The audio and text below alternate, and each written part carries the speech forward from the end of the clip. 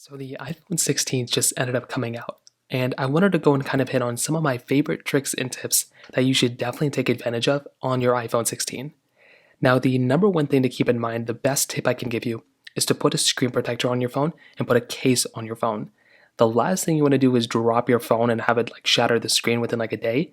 So I'd recommend doing that. It happens to a lot of people, and if you're not getting Apple Care or anything like on it, just go ahead, put a screen protector, put a case on your phone. Any of them will work. You can just go pick up whichever one you want to. Now, as most of you know, the iPhone 16 is basically giving you a really cool button on the side, which is that dedicated camera button.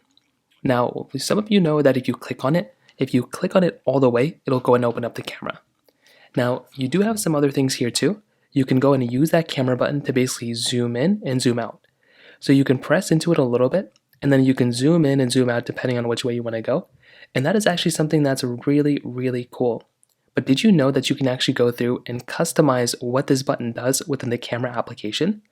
So what you can do here is when you're when you actually click into it, if you actually tap into that particular camera button option, so I'll demonstrate it again, click into it and tap on it, you can change whether you want it to be from a zoom perspective, a focus perspective, or an exposure perspective, or even different cameras that you can choose from, your styles. You can basically change a lot of different things of when you zoom in and zoom out within this button, basically what it does. So for example, if we go and wanted to change exposure, let's say we go and basically zoom into this photo, right?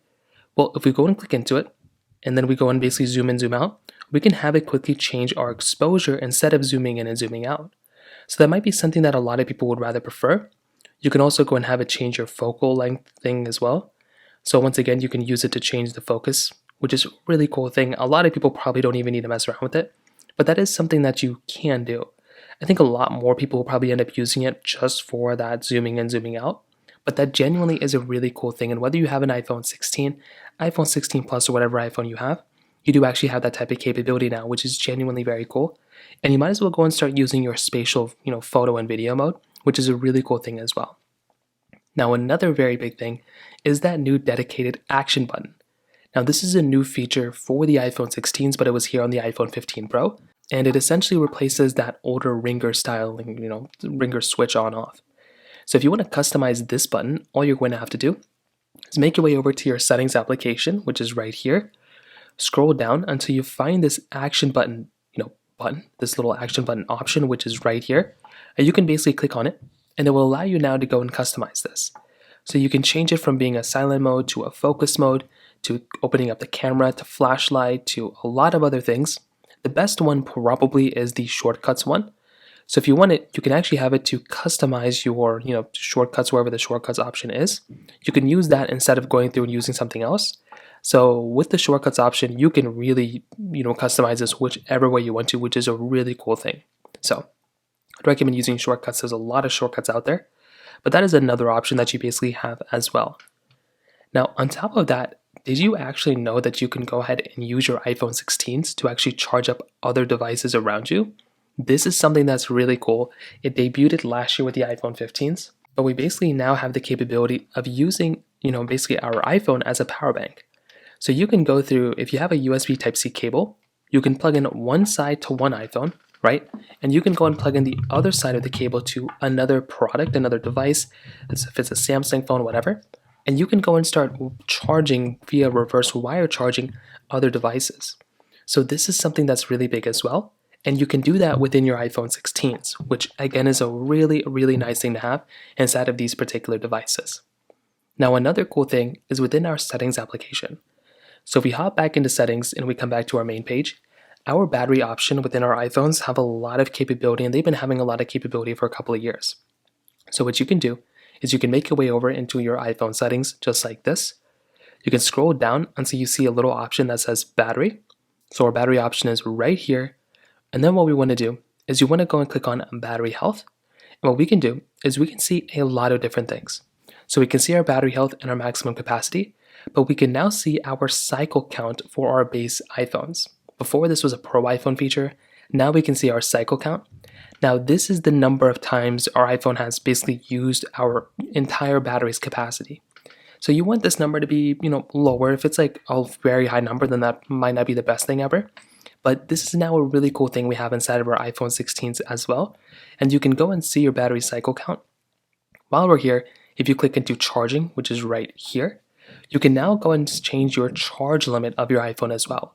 And this is completely customizable. So before, this was only specifically for 80% devices.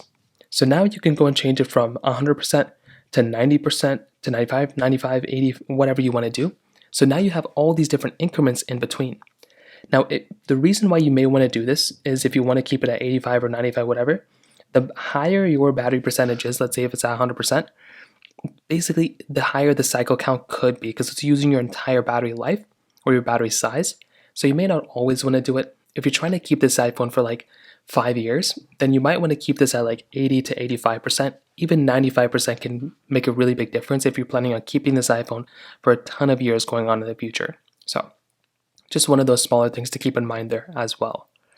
Now, if you do have an iPhone 16, another big thing I'd recommend every single iPhone 16 owner to do is to enable RCS messages. Now, within our iMessage application, there's a lot of cool things. iOS 18 has a lot of features built in and of itself. But one of the biggest things I'd recommend people to do is to enable RCS messages. Now, this enables basically a lot higher quality texting between iPhones and Androids, and your iPhone 16 natively gets it out of the box. So what you can do here is come back inside of your settings application. So come back right inside of this panel. You want to go ahead and scroll down until you see the option that says something like messages. Now you may have to click on apps at the very bottom, and then you can basically scroll down until you see this messages option, which is right here. So tap into messages. Then when you scroll down a little bit, you should be able to see an option that says something like, RCS messaging, and you can enable it. So what you can do there is just go right into that option and go ahead and enable that option as well. And that's another very big thing I'd recommend doing as well. This is something that's super cool. And now that we have this type of capability, I would highly recommend every single iPhone 16 owner to go ahead and enable it because it natively gets supported. Now on top of that, while we're in the settings application, another very big thing I'd recommend doing is some basic stuff. You now have things like standby mode, which came out in iOS 17. So within standby, this allows you to basically have like a night clock, option when you go and have your phone sideways like this and it's plugged in. That is something that's really cool, and you have that supported since the last year. I'd recommend going through and doing that. You have drag and drop support, which is really cool. So you can go through and you can drag like a file or something like that, even like a message from one area to another. So you can just drag and drop between applications, which is genuinely something that's very cool. You now have your dedicated passwords application, which is a really cool option now as well. So all of your passwords are within the passwords app. So you can come right into passwords and you should be able to go and find that passwords app, and you can go and use it from there, which again is another very cool thing. So all your passwords are basically stored here, including your Wi-Fi passwords, which again is a really cool thing. And then you also have the capability of basically customizing your control center whichever way you want to. There's a lot of things you can basically do here. You can click on the plus button here, customize this control center as well. There's a lot of capability here now too. And that's another awesome thing going on here as well. So the iPhone 16 has a bunch of cool stuff going for it. I genuinely love this phone, and it's a very cool phone. You're going to have a really good time with it. But like I said, I would probably recommend putting a case on your phone and a screen protector on your device to basically make it last as long as possible. So from that side, that kind of covers it up there. If you have any other thoughts or questions, please let me know in the comment section below.